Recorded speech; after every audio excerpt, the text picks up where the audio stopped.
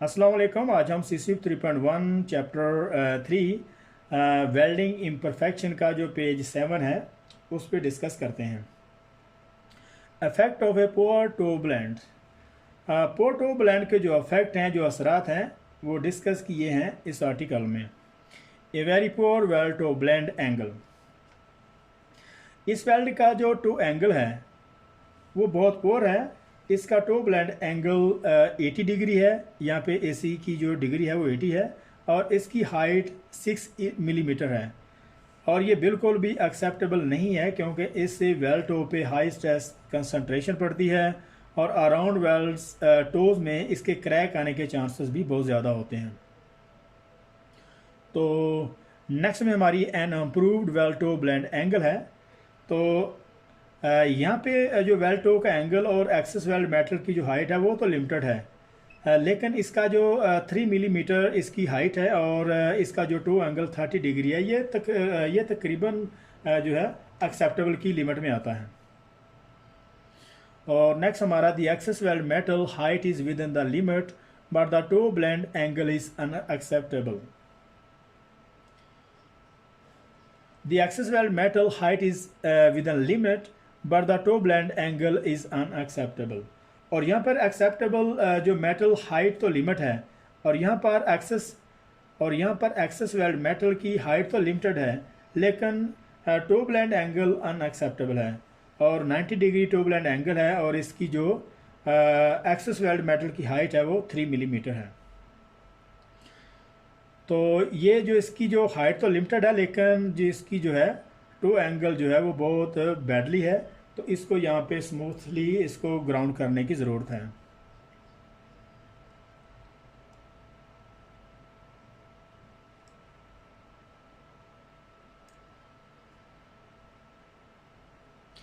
Generally, many specifications tend to quote that the weld toe shall blend smoothly. This statement can cause many problems as it's not a quantitative statement। बहुत सारी specification कहती हैं कि weld to smoothly blend होना चाहिए और इस statement की वजह से बहुत सारी प्रॉब्लम आती हैं, क्योंकि इसमें ये नहीं डिफ़ाइन किया गया ये इतना होना चाहिए, ये इसकी जो हाइट इतनी होनी चाहिए, या फिर इसकी जो टो ब्लेंड कुछ इस तरह से होना चाहिए, और इसे हर कोई अपने तरीके से ही समझता है। And therefore very much often to individual interpretation. To help in your assessment of the acceptance of the toe blend, it should be remembered that the higher the angle at the toe, then the higher is concentration of the stresses। यहाँ तक, और ये अपने ही अंदाजे से to blend की acceptance को देखना होता है। ये चीज़ जहन में रखने वाली है। इट शुड बी रिमेंबर, ये चीज़ जहन में रखने वाली है कि जितना टो ब्लेंड हाई होगा, the higher the angle at the toe, then the higher is the concentration of the stresses. और इतनी हाई स्ट्रेसेस इस पर और इतनी ही हाई स्ट्रेस कंसनट्रेशन पड़ती है और फिर टो ऑफ द वेल्ड पर जो और पेरिस मेटल पे जो क्रैक आने के चांसेस वो बहुत ज़्यादा बढ़ जाते हैं। और फिर टो ऑफ द वेल्ड पर और पेरिस मेटल पे जो क्रैक आने के चांसेस हैं वो बहुत ज़्यादा बढ़ जाते हैं। यहाँ से स्टार्ट करते हैं।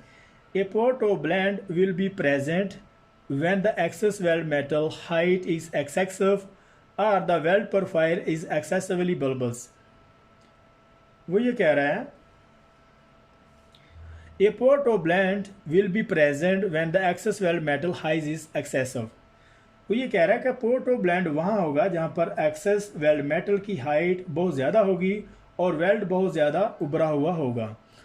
और the weld profile is excessive bulbous, और वेल्ड बहुत ज़्यादा उभरा हुआ होगा। However it may be possible that the height is within the given limit. और ये पॉसिबल है कि एक्सेस वेल्ड मेटल की जो हाइट है वो लिमिटेड है, लेकिन टो ब्लेंड स्मूथ नहीं है। Yet the toe blend is not smoothly. यहाँ से स्टार्ट करते हैं। And therefore is a defect and unacceptable. और ये डिफेक्ट होगा और ये एक्सेप्टेबल नहीं है। इट शुड आल्सो बी, यहाँ से स्टार्ट करते हैं। It should also be remembered that a poor toe blend in the root of the weld has the same effect।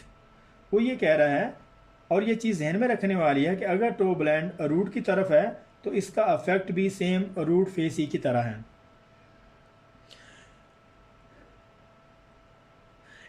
यहाँ से it can be clearly seen that the rapid change in the section will induce stress concentration and therefore the use of the term reinforcement to describe any amount of excess weld metal. वो ये कह रहा है कि ये clearly देखा जा सकता है कि अगर इसमें कोई चेंज आती है कि इसमें एक्सेस वेल्ड मेटल और पोर्ट ऑफ ब्लेंड लिमिट में नहीं है, तो इससे स्ट्रेसेस जो कंसंट्रेशन बढ़ती हैं। और एक्सेस वेल्ड मेटल को जो रेनफोर्स का नाम देते हैं, और ये यहाँ पे therefore the use of the term reinforce means to describe any amount of excess weld metal, और एक्सेस वेल्ड मेटल को रेनफोर्समेंट का नाम देते हैं, तो ये इनएक्यूरेट है। Excess weld metal is very misleading and inaccurate, though this term is often used in many application standard। और अगरचे बहुत सारे स्टैंडर्ड में एप्लीकेशन में इस टर्म को यूज़ करते हैं। रेनफोर्समेंट जो है इसकी जो टर्म है अमेरिकन स्टैंडर्ड में इस्तेमाल की जाती है, और एक्सेस वेल्ड मेटल जो है ये टर्म जो है ब्रिटिश स्टैंडर्ड में इसको यूज़ करते हैं। ये बहुत ज़्यादा इंपॉर्टेंट क्वेश्चन है, इसे ज़हन में रखना होगा और इसके एग्ज़ाम में आने के चांसेस बहुत ज़्यादा होते हैं। तो यहाँ पे जो हमारा CCU 3.1 का वेल्डिंग इम्परफेक्शन का जो पेज 7 है यहाँ पे ख़त्म हो रहा है। तो मिलते हैं नेक्स्ट वीडियो 3.8 में। अगर ये वीडियो पसंद आई हो तो इसको सब्सक्राइब करें, लाइक करें और बेल आइकन को प्रेस करें ताकि आने वाली वीडियो आपको मिल सके। तो मिलते हैं नेक्स्ट में।